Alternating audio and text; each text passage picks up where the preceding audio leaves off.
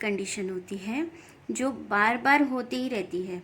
हर साल तकरीबन 10 मिलियन से भी ज़्यादा लोग इससे सफ़र होते हैं। एक्ने सिर्फ क्लॉग्ड पोर्स, बैक्टीरिया या हार्मोनल इम्बैलेंस की ही वजह से नहीं होते, बल्कि वो ये भी इंडिकेट करते हैं कि आपकी इंटरनल हेल्थ कैसी है। मीन्स बॉडी के कौन से पार्ट पर वो आ रहे हैं, वो इंडिकेट करता है कि किस जगह आपके बॉडी में अंदर प्रॉब्लम चल रही है और किस टाइप के वो है एक्ने। ये भी डिपेंड करता है आपकी इंटरनल हेल्थ से, और इसी टाइप और लोकेशन पर डिपेंड करता है इसका सही ट्रीटमेंट, ताकि वो रूट से ख़त्म हो सके।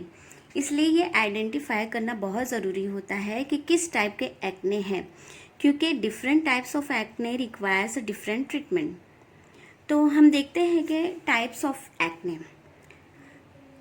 टाइप्स ऑफ एक्ने में सबसे पहले है नॉन इन्फ्लेमेटरी एक्ने। ये सबसे कॉमन टाइप है जिससे ज़्यादातर लोग सफ़र होते हैं, और ये नोज़ के एरियाज़, आसपास के एरियाज़ में और नोज़ पर आते हैं। ये छोटे छोटे ब्लैक लम्स की तरह होते हैं। जब हेयर फॉलिकल्स या बैक्टीरिया, डेड स्किन सेल या दूसरे हार्मफुल सब्सटेंस क्लॉग हो जाते हैं स्किन में, तो ये पोल्यूशन और ऑक्सीजन से रिएक्ट होकर ब्लैक हेड्स की तरह स्किन से उभर जाते हैं। अब इन्हें हम ट्रीट कैसे कर सकते हैं, हाउ टू ट्रीट देम। पहले स्टीम से ब्लैक हेड्स को लूज़ करें, फिर किसी एक्सफोलिएंट या स्क्रब की मदद से उसे जेंटली सर्कुलर मोशन में मसाज दें, और फिर कोई ऐसा मॉइस्चराइज़र इस्तेमाल करें जिसमें अल्फ़ा हाइड्रोक्सी एसिड हो। ये ब्लैक हेड्स को काफ़ी टाइम तक आने से रोकने में बहुत हेल्पफुल होता है। जिस तरह ब्लैक हेड्स होते हैं उसी तरह वाइट हेड्स भी एक्ने की ही टाइप है, जो कि क्लोज कोमेडोन्स या वाइट स्पॉट्स की तरह होते हैं, जो एक्चुअली एक्सेसिव ऑयल प्रोडक्शन की वजह से, ऑयल ग्लैंड्स के क्लॉगिंग की वजह से बनते हैं। ऑयल ग्लैंड्स में एक्सेस ऑयल की वजह से ये स्किन की इंटरनल लेयर में ही बंद हो जाते हैं, और एक्सेस ऑयल जो है स्किन की सरफेस पर नहीं आ पाता, और स्किन की लेयर में ये ट्रैप्ड होकर वाइट हेड्स की तरह अपीयर होते हैं। ये ज़्यादातर नोज़, चिन और फेस पर होते हैं। वाइट हेड्स को ट्रीट करने के लिए डेली अपने फेस को 2 to 4 टाइम्स वॉश करना चाहिए। एक्सफोलिएंट या स्क्रब का इस्तेमाल करें। बेकिंग सोडा का पेस्ट इसमें बहुत असरदार होता है। ये एक पावरफुल एक्सफोलिएंट होता है। बेकिंग सोडा का पेस्ट बनाकर उसे वाइट हेड्स पर अप्लाई करें और 5 मिनट के बाद उसे वॉश कर लें। इससे एक्सेस ऑयल ट्रैप नहीं होगा स्किन में। इसी से कुछ हद तक सिमिलर होता है सीबेशियस फिलामेंट्स, जो कि नोज, चीक्स और अपर लिप्स पर एक तरह से ग्रे डॉट के जैसे अपीयर होते हैं। जब एक्सेस सीबम और dead skin cell hair follicles में ट्रैप्ड हो जाते हैं तो ये फिलामेंट्स बनते हैं। ये स्मूथ होते हैं और जल्द नज़र नहीं आते, बहुत करीब से देखने पर ये मालूम होते हैं। इसे ट्रीट करने के लिए हिबिस्कस पाउडर या मुल्तानी मिट्टी का पाउडर लेकर उसे रोज़ वाटर में मिक्स करें और उसे डेली अप्लाई करें, और ड्राई होने पर उसे वॉश करें। और अगर आप इसे डेली करते हैं तो बहुत जल्दी ये फिलामेंट्स ख़त्म हो जाते हैं। अब देखते हैं इसकी दूसरी टाइप्स, यानी इन्फ्लामेटरी एक्ने। ये इन्फ्लामेशन की सीवियरिटी की बेस पर कई तरह के होते हैं, जैसे पैप्यूल्स, पॉस्चुल्स, नोड्यूल्स और सिस्ट। स्किन पर रेड फिलामेंट बम्स की तरह या रेड डॉट्स की तरह अपीयर होते हैं, वो पैप्यूल्स कहलाते हैं। कभी कभी टच होने पर उनमें पेन भी होता है, और उनको ड्रेन करने की कोशिश करने से स्कार बनते हैं। How to treat them. इस तरह के एक्ने को ट्रीट करने के लिए साइट्रिक एसिड और मैलिक एसिड कॉम्बिनेशन के प्रोडक्ट्स यूज़ कर सकते हैं, और होम रेमेडीज़ में आप देखें तो टोमेटो सबसे बेस्ट है इस तरह के एक्ने को ट्रीट करने के लिए। सेकेंड है पॉस्चुल्स। जब एक्ने में स्वेलिंग ज़्यादा हो जाती है तो बैक्टीरियाज की वजह से उनमें पस बन जाते हैं, उन्हें पॉस्चुल्स कहते हैं। ये टच करने पर बहुत पेनफुल होते हैं। इस तरह के एक्ने ज़्यादातर फेस, शोल्डर, बैक और वो एरियाज़ जहाँ पर स्वेटिंग ज़्यादा होती है उन जगहों पर होते हैं, जैसे ग्रोइन रीजन या आर्मपिट वगैरह। इनको पिकिंग या बस्टिंग से परमानेंट स्कार बन सकते हैं, इसलिए इन्हें अवॉइड करना चाहिए पिकिंग करने से। सैलिसिलिक एसिड के फेस वॉश इसमें काफ़ी मददगार होते हैं, या फिर बेंजोइल पेरोक्साइड या क्लिंडामाइसिन बेस्ड क्रीम और जेल वगैरह काफ़ी इफ़ेक्टिव होते हैं। या फिर अगर आप होम रेमेडी यूज़ करना चाहें तो एलोवेरा काफ़ी अच्छा असर रखता है। नेक्स्ट है नोड्यूल्स। ये हार्ड, टेंडर और पोस्ट्यूल से कुछ बड़े साइज़ में होते हैं। उनमें भी काफ़ी बैक्टीरियल इन्फेक्शन की वजह से पस भरा होता है। ये पेनफुल होते हैं। इन्हें भी सेम पोस्ट्यूल की तरह ही ट्रीट किया जा सकता है। लास्ट है सिस्ट। सिस्ट सॉफ्ट लम्प होते हैं जो कि स्किन के डीपर लेयर तक होते हैं। ये एक सैक लाइक स्ट्रक्चर होती है जो कि पस से फिल्ड होती है और बहुत पेनफुल होती है। इसे क्लिनिकल बेसिस पर ही रिमूव करना सही होता है और पीलिंग में ग्लाइकोलिक एसिड पील या सैलिसिलिक एसिड पील भी इस्तेमाल कर सकते हैं, लेकिन अंडर मेडिकल सुपरविज़न। अब देखते हैं कि क्या कहते हैं आपके पिंपल आपकी इंटरनल हेल्थ के बारे में। जैसा कि मैंने पहले आपसे कहा कि एक्ने या पिंपल बॉडी के किसी पार्ट पर अपीयर होते हैं, वही इंडिकेट करते हैं आपकी इंटरनल किस जगह पर आपको प्रॉब्लम है। जैसा कि टी जोन में पिंपल्स का आना। T zone means acne on forehead and nose. ये एक्ने जो टी जोन में बार बार आते हैं वो एक्सेसिव सीबम, फैट्स और स्ट्रेस की वजह से होते हैं, लेकिन ज़्यादातर टी जोन के एक्ने स्ट्रेस की वजह से ही आते हैं। इसके अलावा फोरहेड के पिंपल्स इंडिकेट करते हैं माल न्यूट्रिशन और blocking of pores because of hair products.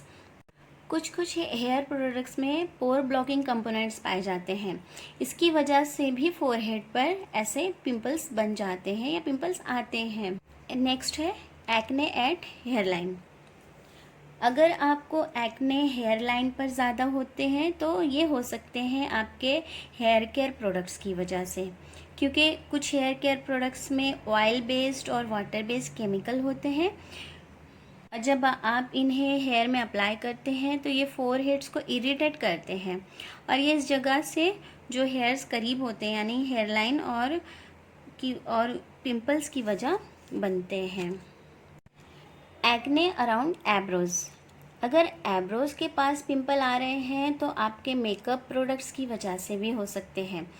अगर आप एब्रो स्टाइलिंग प्रोडक्ट यूज़ करते हैं तो फिर इस बात का ध्यान रखें कि ये उस एरियाज़ के हेयर फॉलिकल्स को क्लॉग तो नहीं कर रहे हैं और उन एप्लीकेटर्स को आपको फ्रीक्वेंटली क्लीन करते रहना है। Acne on cheeks. Bar bar cheeks पर पिंपल्स आने की कई रीज़न्स हो सकते हैं, जैसे कि dirty pillow covers, makeup brushes और उनका सही तरह से साफ़ ना होना, या मोबाइल फ़ोन्स इस्तेमाल करते हैं जिसे आप रेगुलर सैनिटाइज नहीं करते, क्योंकि सर्वे से ये बात साबित है कि सेल फ़ोन से बात करते वक्त उसकी स्क्रीन हमारे ईयर्स और चीक्स को टच करते रहती है और फ़ोन की स्क्रीन पर बहुत ज़्यादा जर्म्स या बैक्टीरिया होते हैं। इसलिए इस तरफ हमें ध्यान देना चाहिए कि उसे भी हमेशा हमें सैनिटाइज करते रहना चाहिए। Acne on chin and jaw line.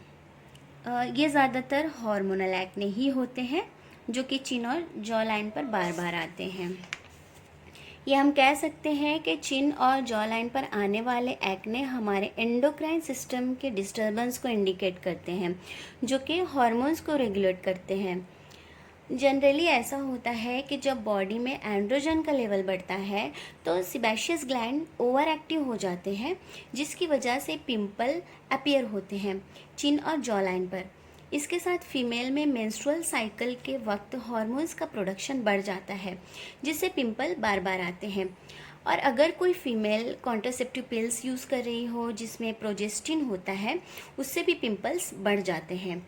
इसलिए हार्मोनल एक्ने में कभी कभी ओरल कॉन्ट्रासेप्टिव पिल्स कॉम्बिनेशन में दी जाती है, जो कि एस्ट्रोजन और प्रोजेस्टेरॉन के कॉम्बिनेशन में होती है।